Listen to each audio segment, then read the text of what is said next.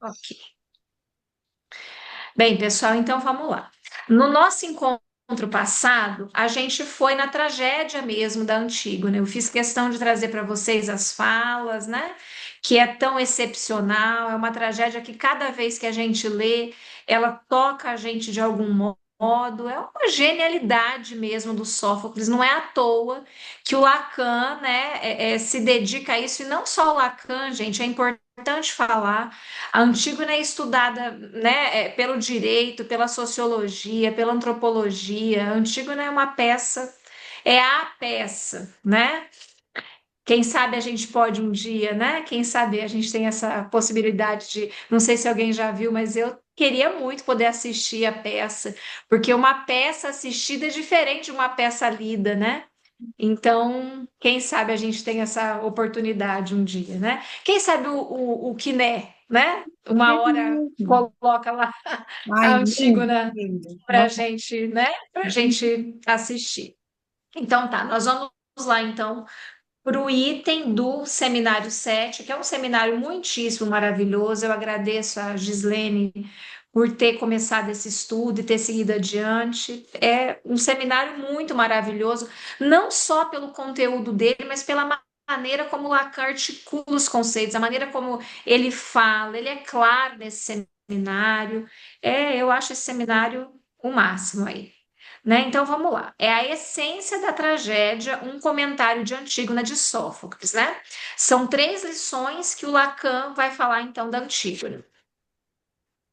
Ele começa aqui, ó, a gente já vai para a página 297, se vocês estão aí, né? Com o seminário. Ele diz assim, ó, que a tragédia ela efetua pela piedade e pelo temor, comecinho da página 297. Uhum. Tá. Ela efetua pela piedade e pelo temor a catarse das paixões semelhantes a esta. Então, assistir uma peça ou ler, mas mais assistir, porque as peças de teatro elas são feitas para serem encenadas, né? Elas têm um efeito na gente de catarse, né? É o que Lacan está dizendo aqui. Aí na página 298, ele diz aqui, ó, no segundo parágrafo, a catarse é aqui apaziguamento, obtido a partir de uma certa música, da qual Aristóteles não espera o efeito ético, nem tampouco tal efeito prático, mas o efeito de entusiasmo. Trata-se, então, da música mais inquietante, daquela que lhes arrancava as tripas, que os fazia sair de si mesmos, como para nós o hot ou o rock and roll. E quanto a Cida, só qual um tratava-se pouquinho. de... Oi. Você está a sua edição é diferente, né? Não sei se todos encontraram. A minha está 298. 291. Na, Ah, tá. Então você sempre vai me corrigindo. 291, então, tá? tá. E Agora é quanto a qual 292. Desculpa. 292. É. Não? Ok. E quanto a qual tratava-se de saber para a sabedoria antiga se era preciso ou não proibi-lo. Então, o que que é essa catarse? É isso que faz a gente assim arrancar as tripas, né? É o que o Aristóteles colocava aqui e o que Lacan retoma. Então, o efeito disso, de ler, mas principalmente de assistir uma peça de teatro, né? Ora, diz Aristóteles, depois de terem passado pela prova da exaltação, do arrancamento dionisíaco provocado por essa música, eles ficam mais calmos. Eis o que a catarse quer dizer no ponto em que ela é evocada no oitavo livro da Política. Então você veja só, isso que depois você fica calmo, é aquilo que você vai para um show de rock ou assiste, e que depois isso tem um efeito de calmaria para você, porque tem um efeito sobre os afetos, é isso que o Lacan está querendo dizer aqui, né? E aí, aqui para baixo, ele coloca o entusiasmo como uma paixão. Eu achei importante ressaltar isso, porque o entusiasmo é o que depois lá ele vai dizer que é o afeto de fim de análise. que você não pode terminar uma análise na melancolia. Não é que não pode, mas o efeito que é signo do desejo do analista é o efeito de entusiasmo. E não o de melancolia, de não, ah, meu Deus, a vida é isso, que tragédia, que tristeza, é isso, não, né? Um final de análise, o afeto esperado é isso, no entusiasmo. Priscila, Agora vamos para o item 2, esse então. efeito, então, é aquele, é que lá no começo ele fala um ponto de virada. Seria isso, esse efeito de Um entusiasmo? ponto de virada. Com certeza, que é você, no livro que eu acabei de publicar lá no canal, no texto, né, do Freud, que é Recordar, Repetir e Reelaborar, e eu reli esse trecho agora no Seminário 5 para quem estava acompanhando no sábado, que eu acho fenomenal, que aí a gente explica com as palavras do Freud, que é o quê? Freud diz assim, que um neurótico, ele tem que ter respeito, ele não pode ter uma atitude de desrespeito e desvalorização do seu sintoma. Ele tem que ter um respeito pelo seu sintoma, porque no final é dali que ele vai tirar uma coisa de valiosa. É do sintoma, é dessa castração, é de como a castração se apresenta para cada um, é que você vai tirar um impulso para a vida, né? Porque eu acho que o entusiasmo é isso, esse impulso para a vida, que se espera de um fim, né?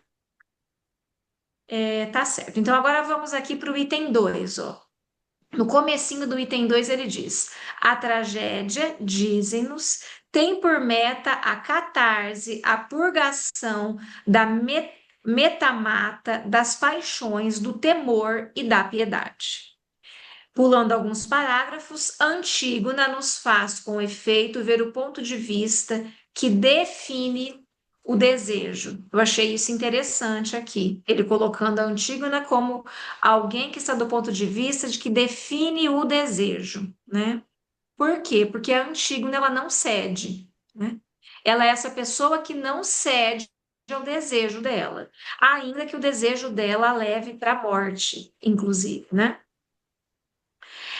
Tá bem, continuando aqui então. No parágrafo de baixo, ele diz assim: pois bem, sabemos que para além dos diálogos, para além da família e da pátria, para além dos desenvolvimentos moralizadores, é ela que nos fascina em seu brilho insuportável, naquilo que ela tem que nos retém e ao mesmo tempo nos interdita, no sentido em que isso nos intimida no que ela tem de desnorteante, essa vítima tão terrivelmente voluntária.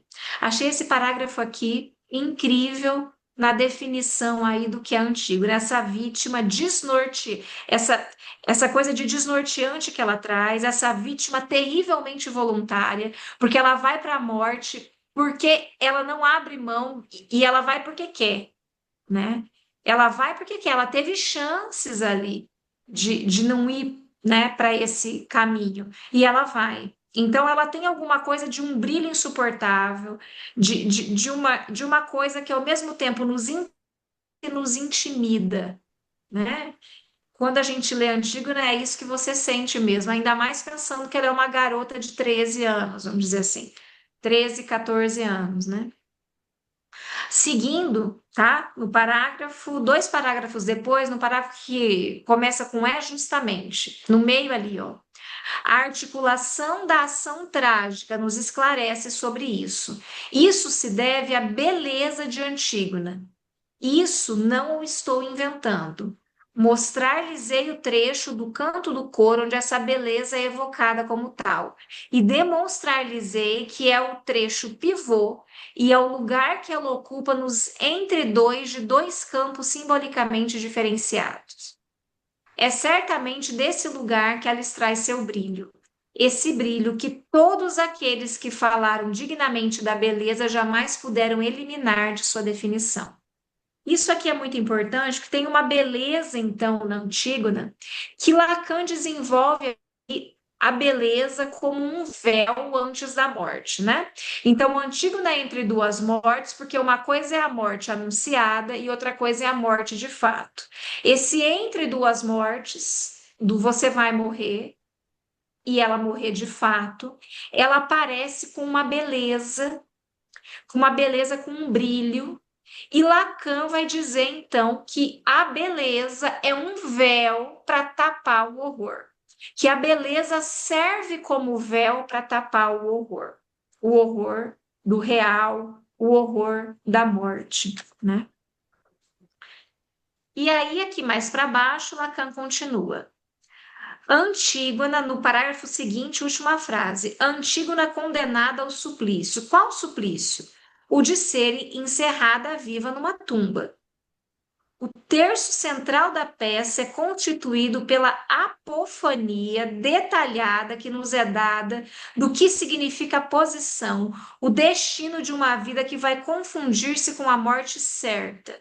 Morte vivida de maneira antecipada, morte invadindo o domínio da vida, vida invadindo a morte. Eu não sei se vocês já leram do Gabriel Garcia Marques. Me ajudem no título de Diário de uma Morte Antecipada. Como que é o nome do livro? É um livro muito maravilhoso. Eu tenho aqui, mas vai dar muito trabalho agora. Eu vou perder tempo procurando. É um livro em que conta e que tem essa coisa do Entre Duas Mortes também. Depois eu vou pôr no grupo, tá? Eu esqueci agora o nome. Se alguém se lembrar desse livro, como é que chama? Mas é isso, é de um homem que morre.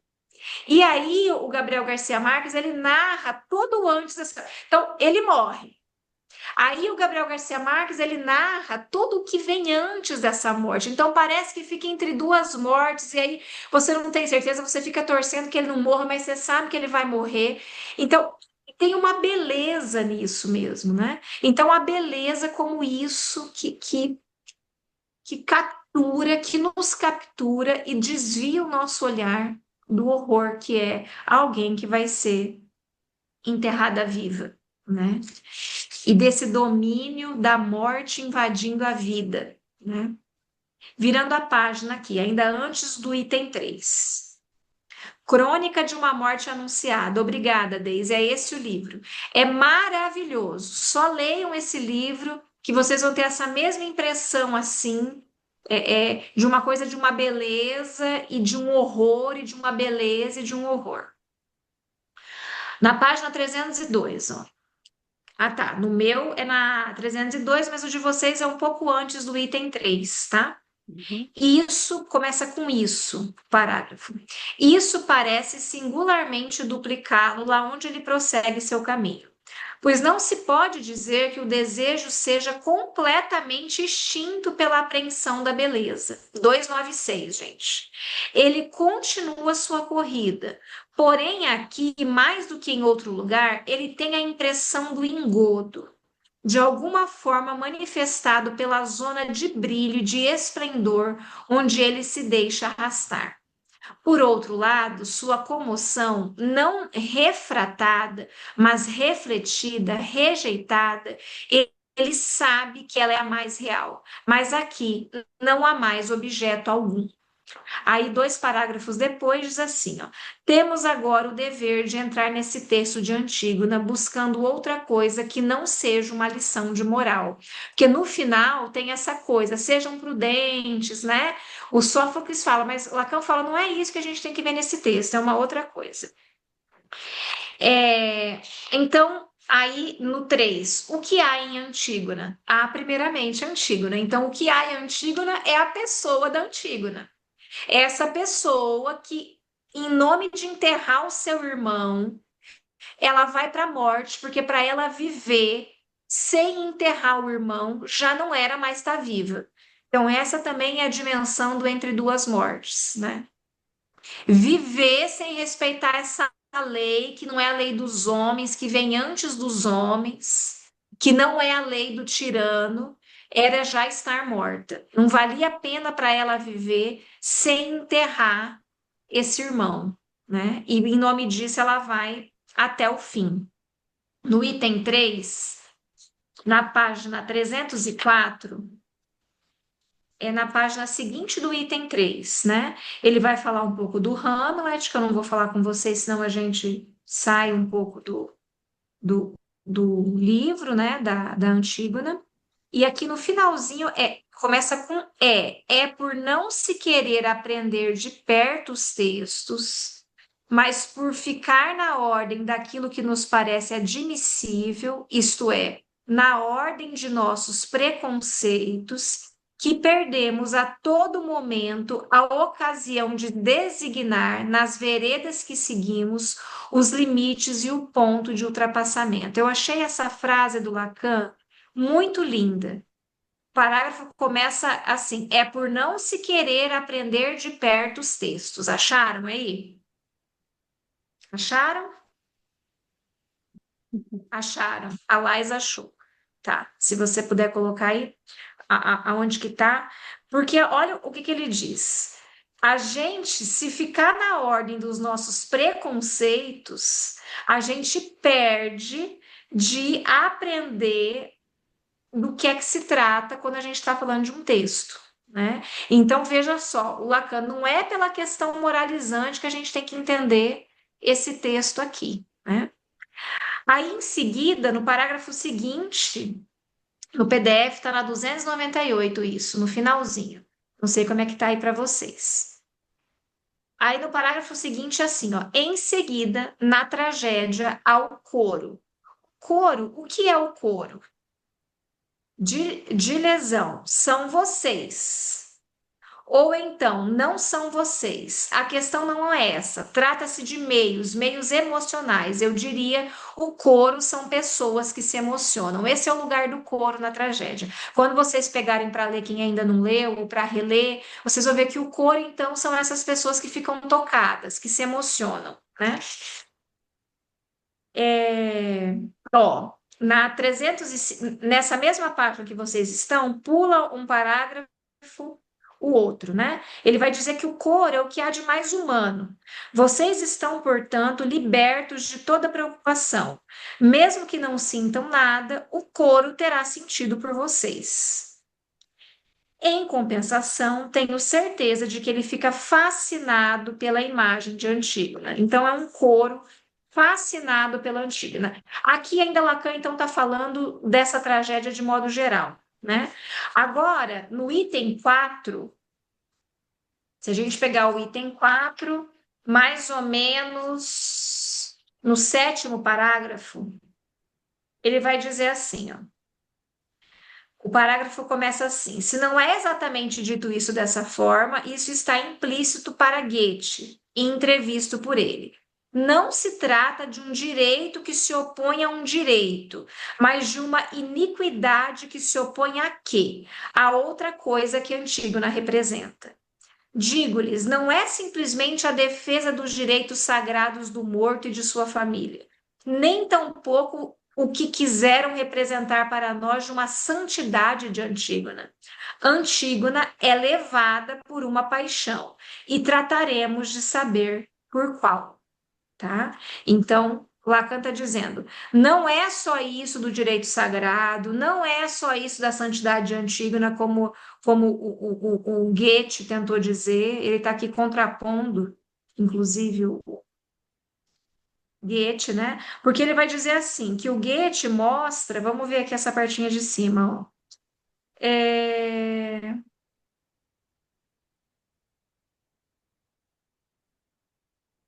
Não, tá, vamos para frente, senão eu vou ficar. Eu quero chegar nos pontos, eu tô com medo de não dar tempo, então vamos para frente, tá? Agora aqui, ó, no final dessa página.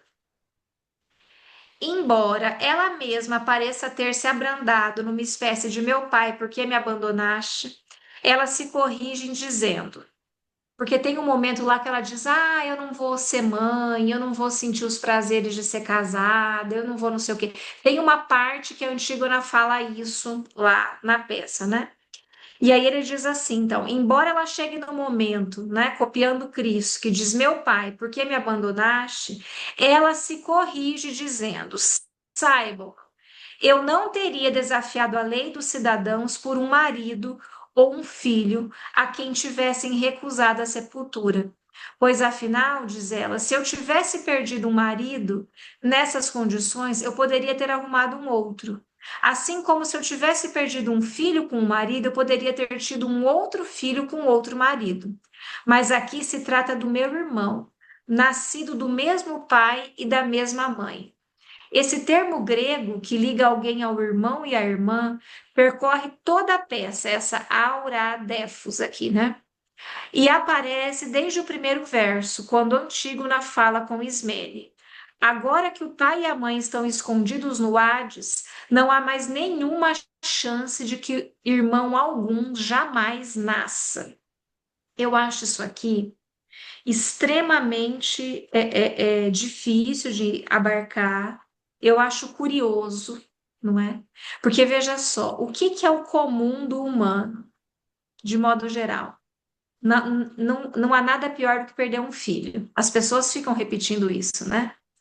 Ah, perdeu uma mãe, perdeu o pai, perdeu o marido, mas perder um filho é um horror. A Antígona aqui, o negócio dela é perder o irmão. Esse irmão que não tem substituição, porque o pai e a mãe já estão mortos. Vamos guardar isso, porque isso tem a ver com o desejo de Antígona, tá? Essa coisa tão enigmática aqui, que ela diz é um irmão. Um irmão é a perda pior. No meu caso, ela diz, né? No meu caso, um irmão é a pior perda, porque é uma perda irreparável e porque tem a ver com meu pai e minha mãe. Guardem isso que a gente já vai ver aqui em seguida. Então, vamos agora para a outra lição, né? A segunda lição sobre esse tema.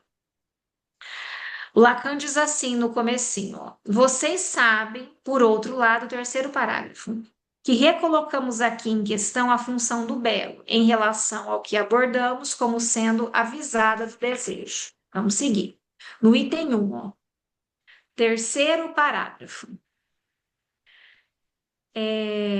Creonte e Antígona, que não parecem nenhum nem outro conhecer o temor e a piedade. Lembrando que o temor e a piedade são os afetos neuróticos por excelência. A gente tem medo e a gente tem piedade. A gente não faz uma coisa porque tem medo, não faz outra porque tem dó, não sei o quê. E esse temor e piedade são os afetos humanos neuróticos por excelência, né? E é o que a Antígona não tem. Aqui ele está dizendo no começo do Creonte também, mas vocês vão ver aqui, ó. No segundo aspecto, não é, parece, mas certo é que pelo menos um dos dois protagonistas, até o fim, não conhece nem temor, nem piedade, é a Antígona. Porque o Creonte, ele fica durante muito tempo numa posição tirânica, mas depois ele cede. Ele cede neuroticamente, como um humano cede, e fica culpado, e tenta consertar e volta atrás. Quem vai até o fim sem temor e piedade é a Antígona. É por isso, entre outras coisas, que ela é o verdadeiro herói. Enquanto que no final Creonte deixa-se tocar pela piedade, e se isso não é a causa de sua perda, é certamente seu sinal, né? Então, o herói aqui é a Antígona. E aí, no finalzinho aqui, Creonte começa assim, ó, Creonte, aí eu vou pular um pouquinho, ó. Creonte, ele quer o bem. O que, afinal, é o seu papel? O chefe é aquele que conduz a comunidade. Ele está aí para o bem de todos. Qual é a sua falta? Aristóteles nos diz, é um erro de julgamento. Então, o Creonte, e isso também serve para a gente pensar muitas coisas da ética, é aquele que diz: é pelo bem da polis que eu não vou enterrar Polinices, é pelo bem da polis que eu vou condenar a Antígona a essa condenação que eu estou dando. E isso é muito bonito porque Lacan diz antes aqui, né, nos outros que vocês devem estar lendo agora, nas outras lições, porque em nome do bem a gente faz o pior. Isso é muito importante. É sempre em nome do bem. É em nome do bem que nós temos lá a guerra da Ucrânia e da Rússia. É em nome do bem que a gente tem o genocídio dos palestinos. É sempre em nome do bem. Se a gente for ver as pessoas, os líderes dizendo, é em nome do bem. Então, Isso também é muito interessante. E o Creonte estava nisso.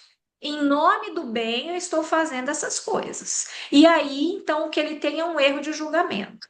O Creonte, então, é um humano, né? Completamente humano aí. Seu erro de julgamento, para baixo aí, ó, começa o parágrafo. Seu erro de julgamento, acharam? Tá no item um. Seu erro de julgamento é de querer fazer o bem de todos. Mas a lei sem limites, a lei soberana, tudo nesse mesmo parágrafo, tá? Eu que estou pulando aí, ó. Mas a lei sem limites, a lei soberana, a lei que transborda, ultrapassa o limite.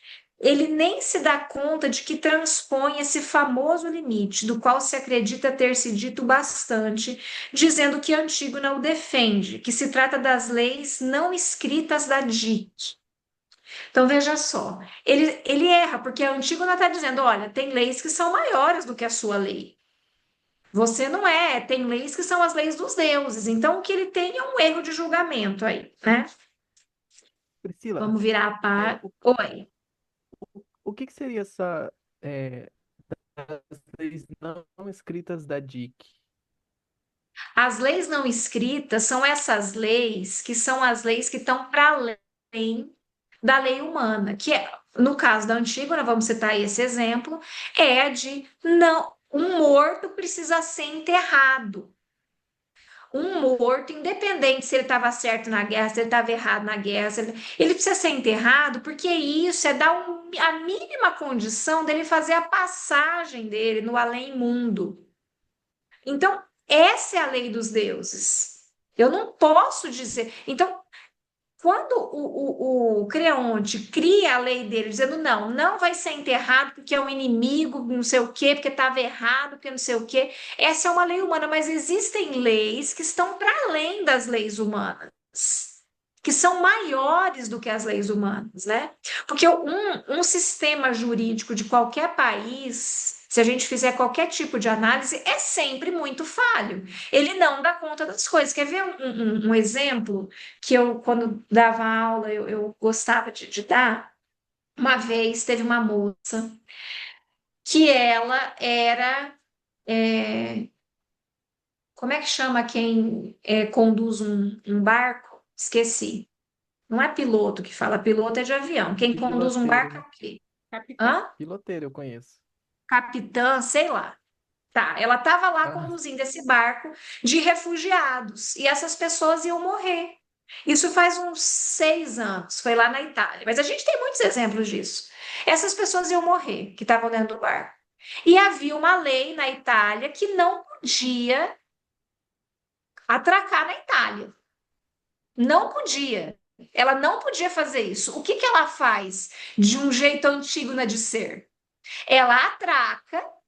Ela para o barco lá na Itália e ela sai algemada. Ela sai algemada, ou seja, ela vai para dizer: existem leis maiores do que essa lei. E a lei maior que essa lei é que eu não vou ficar com essas pessoas aqui morrendo. Ela vai e ela sai algemada. Entende? Para a gente pôr assim no nosso. Então, existem leis que são as leis humanas, que estão para além dessas leis pequenas, dessas coisas menores que a gente cria, enfim, por diversas razões, né? Então, esse é um exemplo, né, que eu acho legal, que eu lembro que na época, agora eu não sei dizer o nome dela, nem nada, né? E é claro que depois ela não ficou, é claro não, né, porque a Antígona morreu, mas ela não ficou presa depois, teve todo um, né? Mas é alguém que assim, em um momento de Antígona, assim, baixou a Antígona nela, ela disse, não, nem que eu vá presa, eu vou parar com as consequências do que é parar, né? E foi, né? Então, é nesse sentido. As leis dos deuses, nesse caso aqui, específico, né, da Antígona, mas eu acho que a gente podia dizer essas leis humanas que estão para além, das leis menores, né? Então, continuando aqui, gente, ele diz assim, ó, o, bem tá no final, agora me perdi aqui um pouco. Depois, indo para diante, pulando um parágrafo, é uma frase que está no final do outro parágrafo. Alguém quer falar? Não? Tá. Tranquilo. É assim a frase. O Priscila, bem. eu estava tentando Oi. escrever aqui. Esse seminário lá que começa provocando exatamente essa questão da ética e da moral, né? A lei moral e a lei ética, a lei dos homens e a lei ética como a lei que rege aquele povo, aquele grupo, essas leis escritas, juramentadas. E a Sim. moral como sendo essas leis próprias do sujeito, do indivíduo. Uhum. E que as É leis antigo na indústria escritas, isso, né? isso, perfeito, e que as leis escritas não conseguem abarcar. A gente sabe Exatamente, que ele não começa o conseguem. seminário nesse ponto. Isso que me Uhum. chamou A gente bastante sabe. atenção. Isso, a gente sabe que há os furos, a gente sabe que a lei, né, não abarca. Aí, diante disso que ela não abarca, a gente pode ser um creonte, né, um tirano, e a gente vê uma série de tiranos, ou não, né? Ou não, e que bom que também existe uma série de exemplos daqueles que vão para outro caminho, né? Daqueles que vão nesse caminho Antígona aí, né? Sim. Então, essa frase é assim, ó, tá no finalzinho de um parágrafo depois disso que eu li, ó. O bem não poderá reinar sobre tudo sem que apareça um excesso, de cujas consequências fatais nos adverte a tragédia. Tá falando do excesso do creonte, né? Esse famoso campo para o qual se trata de não transbordar de modo algum, qual é? Dizem-nos, é lá que reinam as leis não escritas, a vontade, ou melhor, a dique dos deuses. Mas aí é que está, nós não sabemos mais nada. Mas aí é que está, nós não sabemos mais nada do que são os deuses, né? E o Lacan repete isso muitas vezes, inclusive ele diz que os deuses são o real, em outros seminários, ele diz no 11, ele diz no 6, né? Tá, mas enfim. Continuando aqui na página seguinte agora, tá?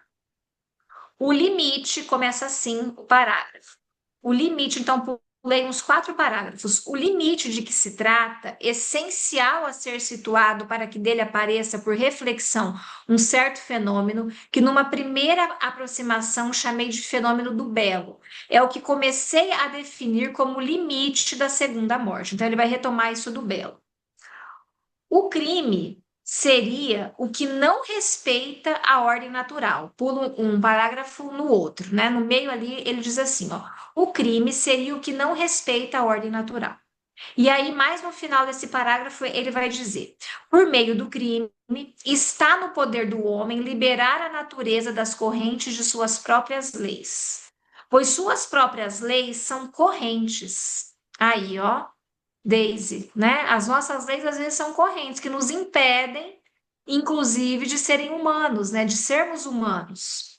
A reprodução das formas em torno das quais suas possibilidades, ao mesmo tempo harmônicas e inconciliáveis, vêm se ocultar num impasse de conflitos, é tudo isso que é preciso afastar para forçá-la, digamos assim, a recomeçar a partir do nada. Tal é a visada do crime. Não é por nada que o crime é para nós um horizonte de nossa exploração do desejo, e que foi a partir de um crime original que Freud teve de tentar reconstruir a genealogia da lei, né? Ele está falando aqui de totem e tabu, desse crime original. No nosso encontro internacional, que será no ano que vem em São Paulo, né? Quem quiser fazer as inscrições, eles estão parcelando as inscrições, porque o preço está muitíssimo caro. Nossa, a gente já reclamou horrores, mas não fomos atendidos, mas enfim, então dá para parcelar essa inscrição para ir no encontro internacional que vai ser em São Paulo no ano que vem. E eu quero fazer um trabalho sobre isso aqui. E eu quero fazer uma relação. Eu não sei se eu falei para vocês no nosso último encontro sobre o Mineirinho da Clarice Lispector. Eu falei para vocês no último encontro Você do comentou alguma Mineirinho? coisa, não lembro. Comentei, né?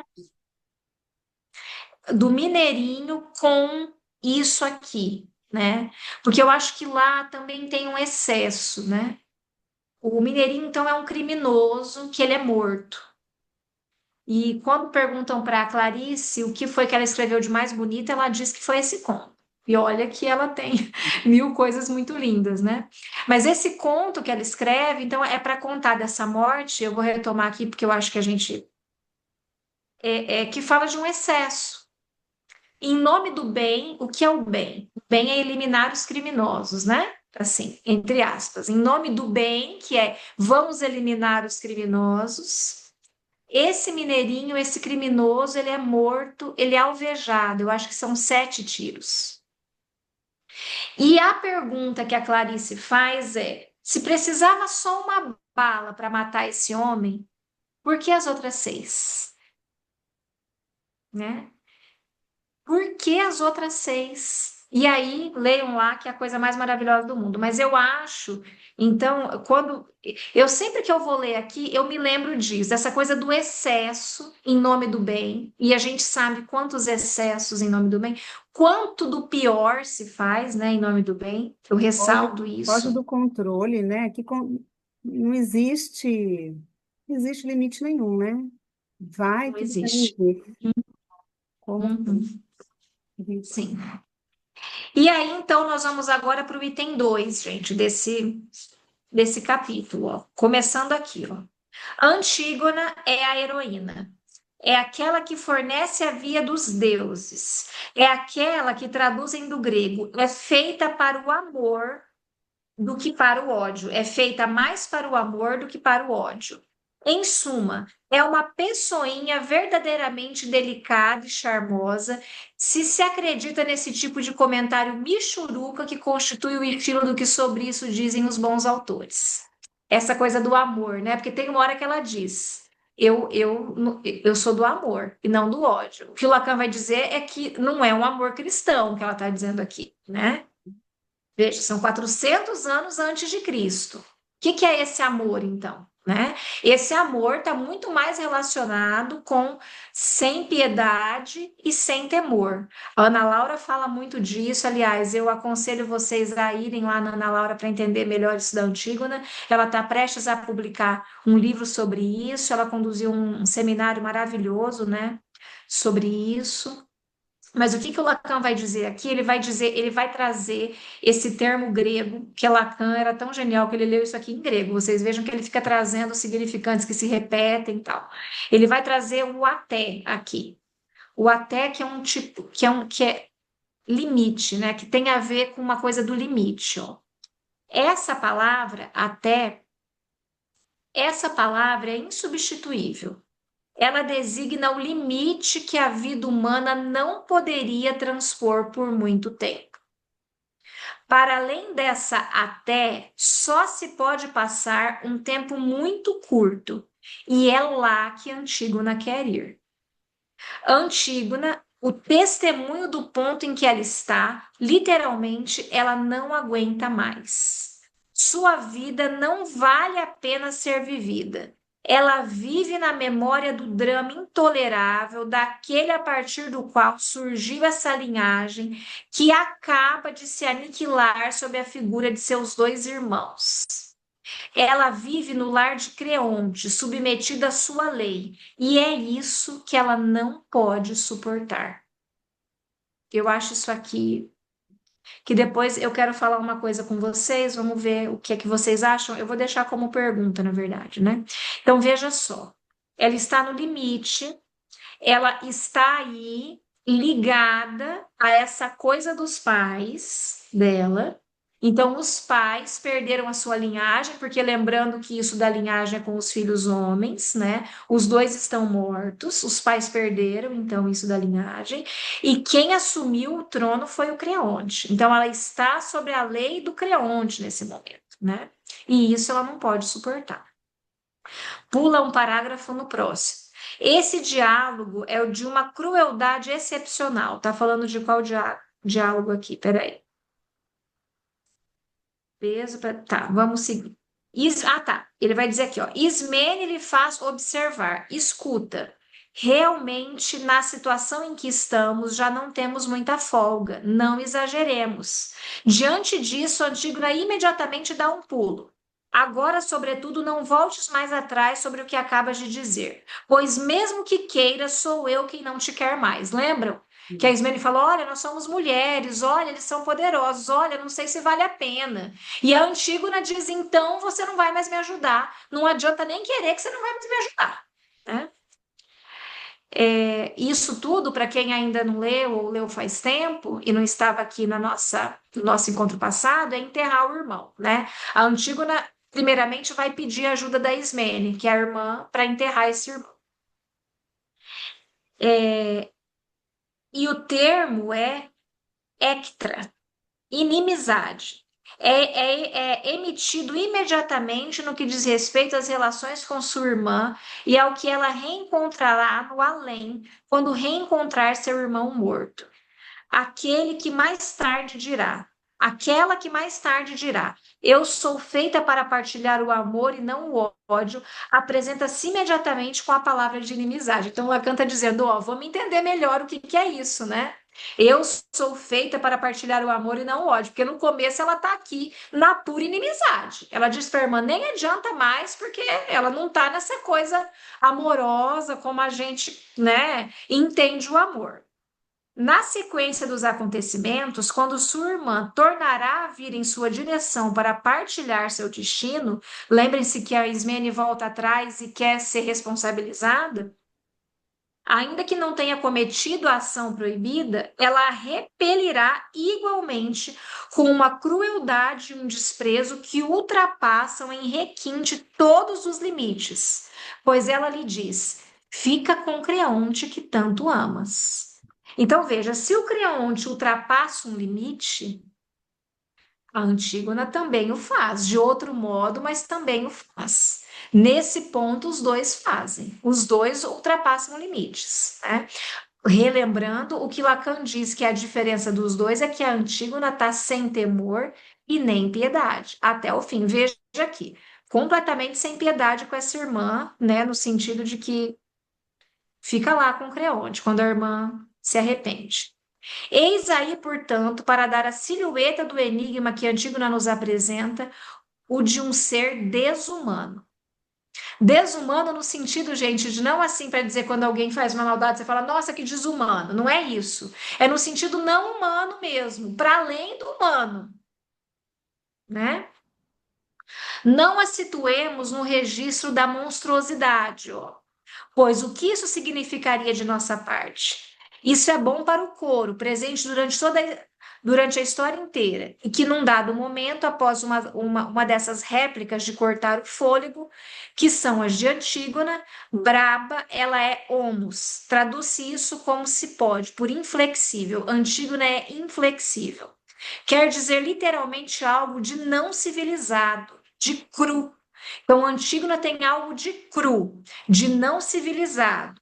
O termo de crueza corresponde melhor quando é utilizado para se falar dos comedores de carne crua. É o ponto de vista do coro. Ele não entende nada disso. Ela é tão homus, inflexível, quanto seu pai. Eis o que ele diz. Então, Antígona, tão inflexível quanto o pai. Que Antígona saia deste modo dos limites humanos, o que isso quer dizer para nós? Senão que seu desejo visa precisamente isto, para além da até, para além do limite. A mesma palavra serve em atroz. Trata-se disso, e é o que o coro repete num dado momento de sua intervenção com uma insistência técnica. Aproxima-se ou não se aproxima de até, e quando se aproxima é em razão de algo que está ligado, no caso, a um começo e a uma cadeia, a da desgraça da família dos Labidácidas. Família dos Labidácidas é a família dela, né? Que antes do Édipo, né, o pai do Édipo já tinha cometido um crime lá com relação à hospitalidade, né? E que ele tinha sido, e que então a pessoa que tinha acolhido o pai do Édipo, o Laio, né, em sua casa, amaldiçoa ele e as próximas gerações por conta do crime de hospitalidade, de desrespeito à hospitalidade que o pai do Édipo cometeu, né? Então, continuando aqui, ó. Quando dela se começou a se aproximar, as coisas se encadeiam em cascata, e o que se encontra no fundo do que ocorre em todos os níveis dessa linhagem é, diz o texto, um mérima, que é quase a mesma palavra que mêneme, com a inflexão de ressentimento. Mas é muito errado traduzi-lo assim, pois ressentimento é uma noção psicológica, enquanto mérimna é uma dessas palavras ambíguas entre o subjetivo e o objetivo, que nos dão, propriamente falando, os termos da articulação significante. O mérimna dos Labdácias é o que impele Antígona para as fronteiras da Até. Então veja só, até aqui Lacan está dizendo que Antígona, porque eu já vi a Ana Laura falando isso, e até quero poder perguntar para ela, então fica como questão aí. E eu falei isso no nosso último encontro. Antigona, né? Ela coloca a Antígona como alguém que tá fora dessa coisa do familiar, que rompeu com isso do familiar. E Lacan aqui está dizendo que não. Então, por isso que eu queria fazer essa pergunta para a Ana Laura, fica como pergunta para vocês também. Lacan está dizendo aqui que ela é a articulação significante, é o inconsciente dela, que tem a ver aí com a coisa do pai e que tem a ver com a maldição, que empurra ela para esse horror. Ao menos é o que está dizendo aqui. O merimna dos Labdácias é o que impele Antígona para as fronteiras desse limite. Com certeza pode se traduzir até por desgraça, mas isso não tem nada a ver com a desgraça. Esse é o sentido certamente atribuído por ela dizer pelos deuses, com certeza implacáveis, que a constitui sem piedade e nem temor. É o que, para fazê-la aparecer a nós no momento de seu ato, dita ao poeta essa imagem fascinante. Uma primeira vez nas trevas, ela foi recobrir o corpo do irmão com uma camada fina de poeira que o cobre o suficiente para que seja velado à vista. Pois não se pode deixar ostentando na cara do mundo essa podridão onde os cães e os pássaros vêm arrancar retalhos para levá-los. Diz-nos o texto, para os no âmago das cidades onde vão disseminar ao mesmo tempo o horror e a epidemia. Então, aí a gente pula um pouco aqui, gente. Pula bastantinho, senão a gente não tem tempo, né? Acho que nem vai dar tempo. Vamos para o item 3, tá? Para o item 3, mas aí, ó, 1, 2, 3, 4, 5, 6, 7 parágrafo, mais ou menos, tá? Que é o que Lacan vai dizer aqui, ó, no meio desse 7º parágrafo ou 8º. Ó, os carrascos e os tiranos, afinal das contas, são personagens humanos. Só os mártires são sem piedade e sem temor. Então veja que a Antígona está com alguma coisa para além do humano, lembrando que não para dizer que ela é monstruosa, desumana no sentido que a gente usa, mas uma coisa que está para além das possibilidades humanas, né? Diferente do Creonte. Agora vamos para o último, a nossa última lição. Na última lição aqui, na 21, no 3º parágrafo, o Lacan diz assim, ó.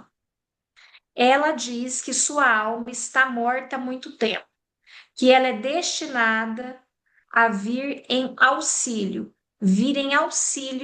dos mortos. Veja só, ela é destinada na cabeça. Então, tem isso de não humano da Antígona, mas ao mesmo tempo, Lacan coloca ela como alguém que está nessa linhagem aí e que tem um destino, que está destinada, né, a alguma coisa que tem a ver com essa maldição dos Labidáceos. Então, tem essa coisa dupla aí na leitura que eu entendi aqui da Antígona. Depois, se vocês quiserem também depois discutir lá no nosso grupo sobre isso, eu até agradeço, tá? Então, virando a página, não, virando a minha página, né? Então, pula um parágrafo no final do outro. Então, Creonte diz no final que ele está ectus eupidos, que é para além de toda esperança. Ele não esperava mais ser salvo. É porque o homem toma o mal pelo bem, porque alguma coisa de para além dos limites da até tornou-se para Antígona seu próprio bem, um bem que não é o de todos, que ela se dirige para o Zatã. Então veja só, o bem da Antígona não está pelo bem de todos. É uma coisa que é o bem dela, que é uma coisa que para ela é insuportável viver depois disso. É uma coisa que tem a ver com a maldição dos labidáceas, né? É uma coisa que liga ela mais aos mortos do que aos vivos. E eu achei isso trágico, porque eu achei isso aqui com uma certa semelhança com o Hamlet, né?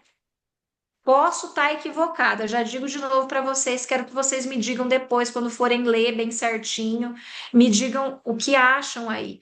Mas assim, é isso de você estar ligado aos mortos, né? É que esse era o desejo dela, né? E esse desejo é um desejo que choca a gente, é um desejo para além do humano, né? Um desejo que talvez tenha a ver com um gozo aí, né? Mas eu acho que é uma tragédia, sempre é uma tragédia humana ficar preso no desejo dos pais, ficar preso no desejo dos antepassados.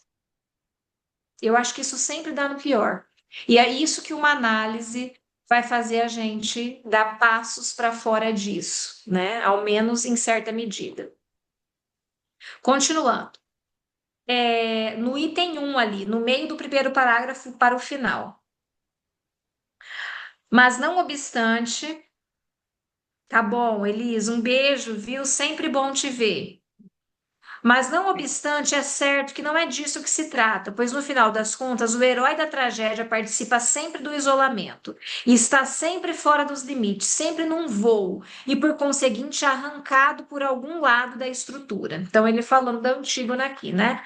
Arrancada da estrutura. Antes do item 2, gente. Ai, meu Deus, tem tanta coisa. Os mais lindos. Eu já devia ter vindo para esse capítulo, gente, mas enfim, né? Tá. Não vai dar para a gente ver tudo. Tá. Vamos lá, então, agora para o item 2 mesmo, não antes do item 2. Eu vou pular umas partes aqui, ó. Deixa eu ver, só para vocês se localizarem, né? No item 2, 1, 2, 3, 4, 5, 6, 7.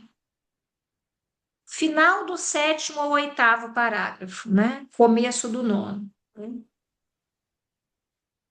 Ó,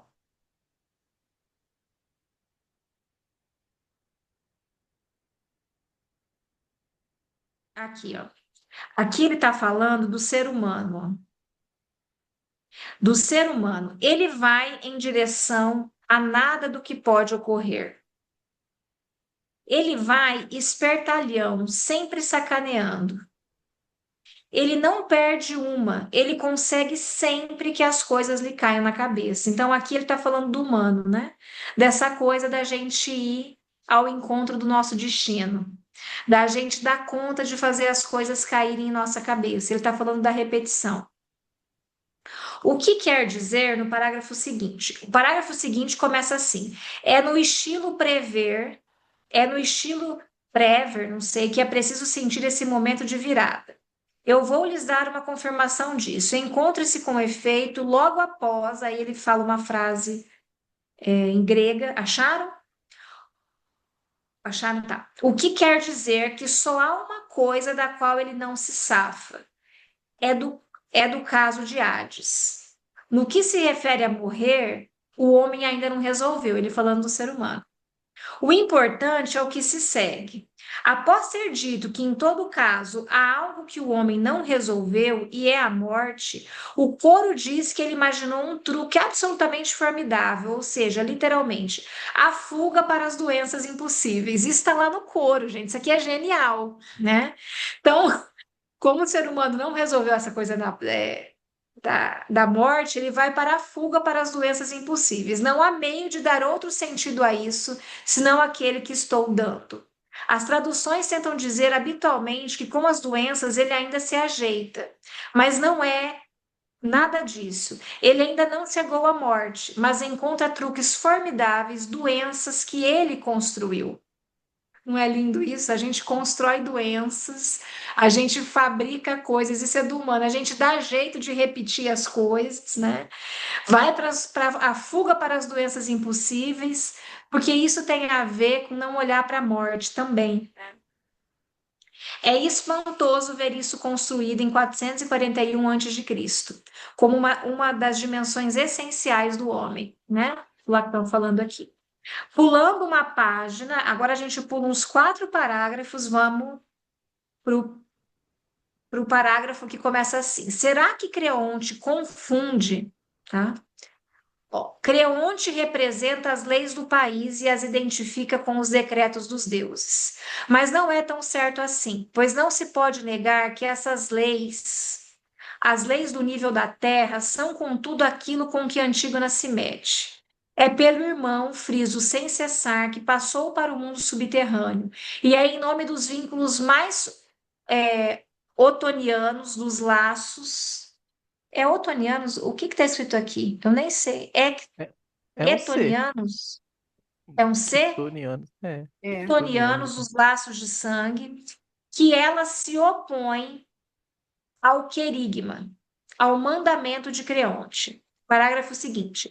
Já lhes indiquei como o coro, após a condenação de Antígona, confere toda a relevância ao fato de que ela foi buscar sua até. Da mesma forma, quando Electra, a Andrea tá com um livro pronto sobre Electra, gente. Da mesma forma, quando Electra diz: Por que tu te agitas, te intrometes sem cessar na até de tua casa? Por que te obstinas sem cessar a despertar diante de Egisto e de tua mãe o assassinato fatal? Não és tu que atrais tudo o que resulta como male sobre sua cabeça? Ao que a outra responde: Estou bem de acordo, mas não consigo fazer de outra forma. Veja, o mundo está caindo na minha cabeça, eu vou morrer, mas eu não consigo fazer de outra forma. É aquela, parágrafo seguinte no meio, é aquela, diz ele, que por seu desejo viola os limites da até. Passar do limite da até. A até não é a armátia, a falta ou o erro. Então, a até não é o erro, não é a falta. Não é fazer uma besteira. É unicamente verdadeiro pulou um parágrafo metade do outro. É unicamente verdadeiro para Creonte, o contra-herói ou o herói secundário, que é efetivamente Amarton, que é esse que comete o erro, o engano. No momento em que Eurídice se suicida, o mensageiro entrega a palavra a Martaneim, que tem a ver com isso, né? Com erro e tal. Então, é diferente passar do limite no que diz respeito a até e a armátia. Até tem a ver com a outra coisa, tem a ver com isso do significante que o Lacan diz, não é um erro, né? E aí, seguindo aqui, ele diz assim: o fruto mortal que Creonte recolhe de sua obstinação e de seus mandamentos insensatos é o filho morto que ele tem nos braços. Ele foi Amaton, ele cometeu um erro. Não se trata de alotria até. A até que provém do outro, do campo do outro, não pertence a Creonte. Em compensação, é o lugar onde Antígona se situa. No 3 aqui, ó. Se ela, segundo a interpretação clássica, a servidora de uma ordem sagrada, de respeito pela substância viva, será ela, né? Será a imagem da caridade? talvez, mas certamente à custa de se conferir à palavra caridade uma dimensão bruta. Todavia, longo é o caminho a percorrer da paixão de Antígona ao seu advento. Quando ela se justifica diante de Creonte sobre o que fez, Antígona se afirma como é assim porque é assim, como sendo a presentificação da individualidade absoluta. E é nisso que tem a ver Antígona, que pode ter a ver, que a gente faz relação da Antígona e Lacan faz também. Veja que não é de toda a dimensão de Antígona, mas há uma dimensão de Antígona que a gente faz relação com o desejo do analista, que é isso da individualidade absoluta, da diferença absoluta, que é um saber, é você sustentar uma clínica para que o outro chegue na sua diferença absoluta, né? E isso do sem amor e sem piedade. Porque se você for pelo caminho na clínica do amor e da piedade, no sentido assim, vou fazer o bem do paciente, né? Eu vou dizer isso porque eu sinto que isso é pelo bem dele. Não é pelo bem de um paciente que a gente conduz uma clínica, porque o bem do paciente, quem sabe, não sou eu, é ele. A gente, a nossa clínica tem que ser conduzida de modo que possa aparecer a diferença absoluta do outro, né? E não aquilo segundo a moral, para citar a Daisy aí, que nos trouxe, segundo que a moral diz, o certo é isso, o certo é aquilo, eu sou tão bacana, eu estou fazendo pelo bem dele. Não, é sem temor e nem piedade. E um analista também não é alguém que tem que ficar com medo, senão ele não age. Se a análise é pela via do ato, né? Se a gente ficar nessa coisa do temor e da piedade, isso não é uma análise, né? Isso não tem a ver com o desejo do analista. Vamos encerrar aqui, gente, na página 337. Deixa eu olhar aqui. E depois eu quero que vocês leiam, quando lerem, vocês me digam daí, tá? Aqui, ó. No item 3, então, a gente vai para o primeiro, segundo, terceiro, quarto parágrafo. Meu irmão, no meio do quarto, ó, meu irmão, ele é tudo o que quiserdes, o criminoso. Ele quis arruinar os muros da pátria, levar seus compatriotas em escravidão. Ele conduziu os inimigos para os territórios da cidade, mas enfim, ele é o que é. E o que está em questão é prestar-lhe as homenagens funerárias. Certamente não tem ele o mesmo direito do que o outro. Vós podeis muito bem contar-me o que quiserdes, que um herói é um herói, e o amigo é um amigo, né? Que o outro é o inimigo, mas eu respondo-vos que pouco me importa que isso não tem o mesmo valor aqui embaixo. Para mim, essa ordem com a qual vós ousais intimidar-me não conta nada, pois para mim, em todo caso, é meu irmão. Meu irmão é o que é, e por ser o que é, e por só haver ele quem possa sê-lo, só ele pode ser o que ele é, que vou adiante em direção a esse limite fatal. Antígona está sofrendo as consequências. Esse irmão é esse algo único. E é unicamente isso que motiva a minha oposição aos vossos editos. A Antígona não evoca nenhum outro direito senão esse, que surge da linguagem, do caráter indelével do que é, indelével a partir do momento em que o significante que surge a detém como uma coisa fixa, através de todo o fluxo de transformações possíveis. O que é, e é nessa superfície que se fixa a posição inquebrantável, intransponível de Antígona, né? Nós vamos ter que parar por aqui, então, mas eu gostaria que vocês lessem, então, para a gente conseguir seguir nessa discussão que eu proponho para vocês. A Antígona está nessa até, em certa medida, mas está despregada do outro, ela está no desumano, que é estar assim fora da cadeia significante, ou ela está nessa até, eu não consegui responder essa pergunta, tá? E eu gostaria que a gente pudesse falar mais sobre isso depois que vocês lessem aqui